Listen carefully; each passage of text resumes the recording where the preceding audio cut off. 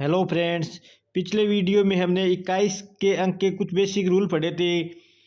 इस वीडियो में हम इनसे रिलेटेड सवाल करने वाले हैं कि एग्ज़ाम में है वो 21 के अंक से रिलेटेड कौन कौन से सवाल बन सकते हैं, कौन कौन से सवाल इम्पोर्टेंट बनते हैं, उन पर हम इस वीडियो में चर्चा करने वाले हैं। जिसमें हमारा पहला सवाल है 821 की घात 822, 823 की घात 824 प्लस 842 की घात 843 प्लस 844 की घात 845 कैसे करेंगे। हमें पता है कि इकाई के अंक में हमें सबसे पहला क्या काम करना है।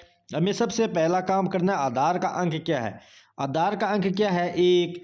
जब आधार का अंक एक होता है, हमारा रूल क्या था, जब आधार का अंक एक होता है तो घात कितनी भी हो इस पूरे का भी आधार का अंक क्या होगा? एक ही होगा। ठीक है। जब 0, 1, 5 और 6 होता है तो नियम क्या होता है हमारा कि वो सेम ही उसका क्या होता है आधार का अंक उत्तर में होता है। ठीक है। फिर अगला नियम हमारा क्या था? 2, 3, 7, 8 में 2, 3, 7, 8 मैं नियम को साथ साथ में रिवाइज कर रहा हूँ ताकि आपके कन्फ्यूजन ना हो। 2, 3, 7, 8 का नियम लगेगा क्योंकि इसमें आधार का अंक 3 है, इसमें आधार का इकाई का अंक क्या है? 2। तो जब आधार का 2, 3, 7, 8 होता है तो हम क्या करते हैं? घातांक में 4 का भाग देते हैं। इसमें घातांक में 4 का भाग देंगे तो क्या आएगा? जिसका 3 आधा इकाई का 3 लिख दिया और 800 में पूरा जाएगा, ऊपर वाले 24 में पूरा जाएगा तो शेषफल क्या बचेगा? 0। शेषफल जब 0 बचेगा तो जब 0 शेषफल बचता है तो हम क्या लेते हैं यहाँ पे? 4 प्लस इसका इकाई का क्या है? 2 और 24 में अगर 0 शेषफल जैसे 843 है, 843 में 800 में पूरा 4 का भाग देता है, 40 में पूरा जाता है तो ऊपर क्या शेषफल बच गया? 3 प्लस 4 और 9 का नियम एक अलग होता है। सिर्फ ये 3 ही नियम है।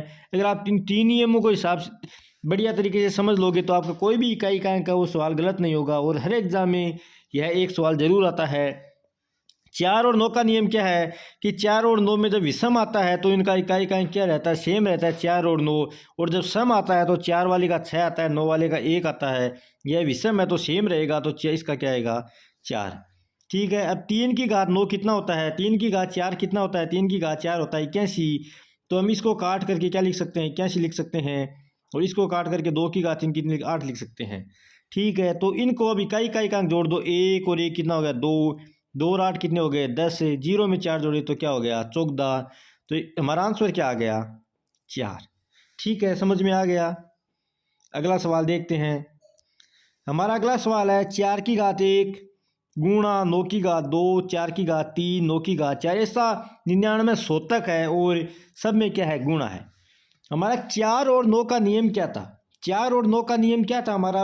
हमने अभी पीछे के जस्ट पे अभी देखा है कि 4 और 9 की घात जब सम होती है, जब सम होती है तो 4 का 6 बनता है, 9 का क्या बनता है? 1। और विषम होती है तो सेम रहता है।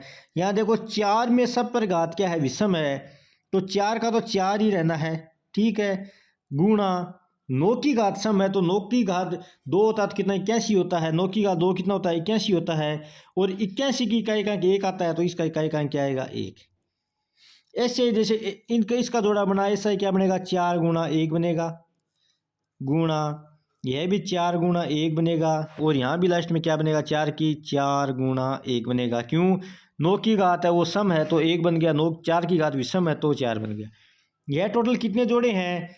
हर 2 का 1 है, टोटल 100 पद हैं तो 50 जोड़े हो गए। तो इसका भी 4 गुणा 4 मतलब 50 बार 4 4 गुणा हो रहा है तो क्या आएगा? 4 की घात 50। अब 4 की घात 50 है, 4 की घात 50 का इकाई का अंक क्या होगा? वही नियम। 4 की घात 50 है, 4 की घात 50, 4 की घात में सम है तो सम है तो 4 का क्या बन जाता है? 16 बनता है तो 16 का 6। तो इसका हमारा फाइनल आंसर क्या आ गया? 6। ठीक है। नीचे के सवाल में क्या है? नीचे के सवाल में प्लस है, यहाँ गुणा था यहाँ प्लस है तो इसको सोल्व सिर्फ चिन्ह का फर्क है। पहले सोल्व करेंगे तो क्या आएगा? 4 प्लस 1 प्लस 4 प्लस 1, यहाँ भी 4 प्लस 1, यहाँ गुणा के रूप में था और यह जोड़े क्या है? प्लस के हैं। तो 4 और 1 कितना हो गया? 5 plus 5 plus plus plus plus ये 5। तो यह पद तो कितने? 50। तो 5 कितनी बार जुड़ रहा है? 50 बार। जब 5 को 50 बार जोड़ेंगे तो क्या आएगा? 5 गुणा 50। तो 5 गुणा 50 क्या होता है? 250। तो इसका हमारा आंसर क्या हो जाएगा? इकाई का अंक हो जाएगा 0। और जब गुणा में था तो इसका इकाई का अंक क्या था, इसका इकाई का अंक हो गया 6। तो कुछ भी नहीं है, हमें सिर्फ यह 3 नियम ध्यान में देने हैं कि 0 1 5 6 का नियम क्या होता है, 2 3 7 8 का नियम क्या होता है और 4 और 9 का नियम क्या होता है। अगर आपको अभी तक यह नियम नहीं पता है, अगर आपने हमारे पीछे की वीडियो नहीं देखी है, तो आप एक बार पार्ट 1 से सारे क्लास कंटिन्यू लेते रहें, उसके बाद आपको यह नियम अच्छे से समझ में आ जाएंगे। पहले आप इन नियम को देखें, उसके बाद आगे के सवाल करें। आगे के सवाल हम और देखते हैं कि और एग्जाम में कैसे कैसे सवाल आ सकते हैं। देखो अगला सवाल है 1 की घात 10, ध्यान से समझ रहे हैं सवाल को। 2 की घात 10 प्लस 3 की घात 10 प्लस ऐसा कर करके कितनी तक है 200 की घात क्या है 10 और इसका मान हमसे पूछा है। ठीक है, अब देखो यह 1 से लेके 200 तक है। ठीक है, आप 200 तक ना मानो, चलो 100 तक याद कर लेते हैं। ठीक है, 100 तक है। ठीक है, इसको कैसे करेंगे, देखो इसको अलग अलग डिवाइड करेंगे। कैसे, 1 की घात 10 प्लस 2 की घात 10 प्लस इसको लिख ले 10 की घात 10 फिर प्लस 11 की घात 10, ऐसा करके यहाँ 20 की घात 10, यहाँ 21 22 23, यहाँ कितने आएगी 91 की घात 10 प्लस और लास्ट में क्या आएगा 100 की घात 10। यही है। अब देखो हमें क्या लेना, हमारा बेसिक रूल क्या है, हमें सिर्फ इकाई के अंक से मतलब है। हमें इकाई के अंक से मतलब है, हमें बाकी नहीं देखना कि क्या दे रखा है सवाल में क्या नहीं। ठीक है, तो इसका इकाई का अंक भी 1 है, 11 का भी 1 है, 21 का 1 है। तो इस पूरी लाइन का, ये जो पूरी लाइन है इसका पूरा क्या आएगा, इकाई का अंक सेम आएगा, इसका भी पूरा सेम आएगा। तो हमें क्या करना है, हमें 1 2 3 से 10 तक कर लेंगे और फिर जो 1 है उसको 10 से गुणा कर देंगे, 2 वाले को जो इसका आंसर आएगा उसको 10 से, इसको सबको 10 10 से गुणा कर देंगे, फिर जोड़ देंगे।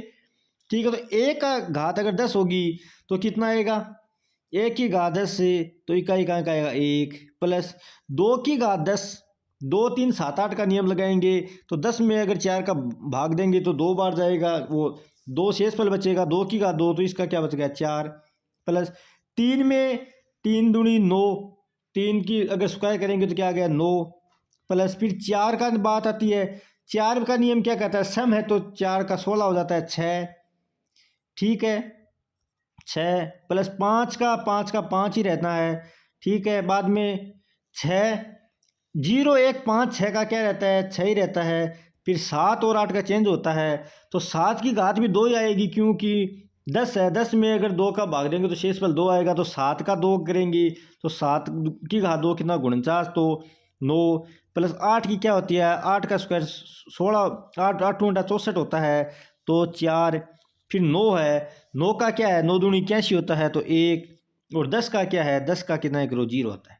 यह पद आएंगे और यह नीचे तक ऐसे चलते रहेंगे। ठीक है, तो इसका योग करो, इस लाइन का एक योग क्या आएगा, इस लाइन का योग इनको जोड़ेंगे तो पता चल जाएगा क्या योग आएगा 1 4 5, 5 और 9 14, 14 और 6 20, 20 और 5 25, 25 और 6 31, 31 और 9 40, 40 4 44, 44 1 45, 45 आ गया।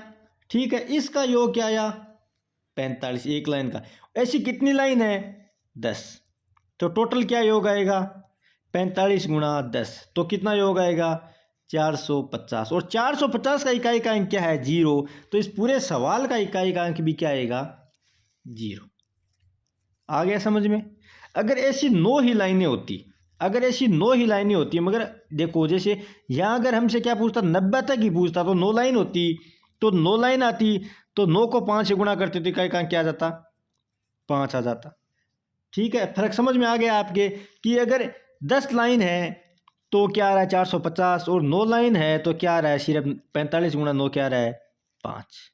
ठीक है, ऐसे कुछ सवाल हैं जो एग्जाम में पूछे जाते हैं। अगर आपको यह हमारा वीडियो अच्छा लगा है तो प्लीज़ इस वीडियो को लाइक और हमारे चैनल को सब्सक्राइब ज़रूर करें, और अपने दोस्तों के साथ भी इस इस वीडियो को शेयर करें ताकि वो भी संख्या पद्धति के इकाई के अंक निकालने के टॉपिक को अच्छे से सीख सकें। Thank you.